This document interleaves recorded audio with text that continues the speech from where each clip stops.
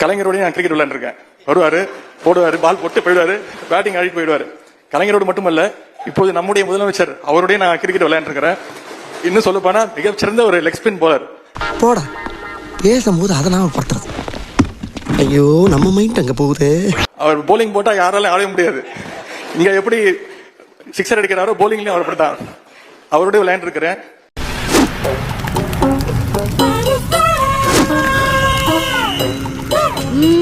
மூணு வருஷமா பில்டப் தான் கொடுக்கறாரு. உன்னத்தி உடைக்க மாட்டேங்கிறாரு. கிளம்பு கிளம்பு கிளம்புடா, கிளம்பு கிளம்பு அங்கு போச்சு, கிளம்புடா. பதுங்கி அடங்கி வாழ நாங்க இன்னும் ஸ்லேவா, துணிஞ்சு எதிர்த்து நிப்போண்டா நாங்க எப்பவும் பிரேவா.